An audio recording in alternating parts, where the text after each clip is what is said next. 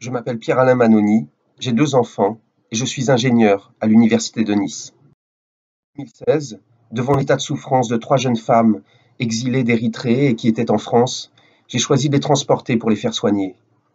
J'ai été arrêté et on m'a reproché le fait qu'elles n'avaient pas de papier. J'ai été jugé, relaxé, mais le parquet a fait appel. Ce soir-là, j'ai agi en pensant à mes enfants et j'aurais voulu qu'ils soient aidés s'ils étaient dans la même situation. J'ai agi en pensant à mon grand-père corse, médecin, qui aurait fait pareil. J'ai agi parce que c'était une obligation morale, parce que ces femmes étaient en danger.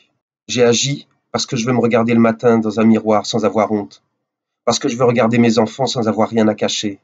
La seule obligation qui m'incombe, c'est de faire le bien. Et c'est cet exemple que je veux donner à mes enfants. Je sais que le monde meilleur que je leur souhaite ne peut exister qu'avec une forme d'entraide entre tous les citoyens. D'ailleurs, dans notre devise liberté, égalité, fraternité, la fraternité est de ne pas faire aux autres ce que l'on ne voudrait pas qu'on nous fasse, et de faire constamment aux autres le bien que l'on voudrait recevoir.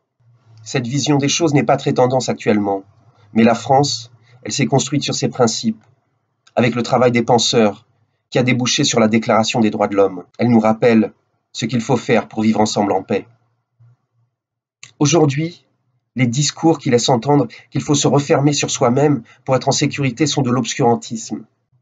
C'est cet obscurantisme qui a tué, qui tue et qui tuera comme dans les pires moments de l'histoire. La France n'est pas à l'abri d'un obscurantisme qui vient de l'intérieur. Mon action de porter secours à ces femmes en détresse sera jugée le lundi 26 juin à 13h30 à la cour d'appel d'Aix-en-Provence. Pour cela, je risque 5 ans de prison et 30 000 € d'amende.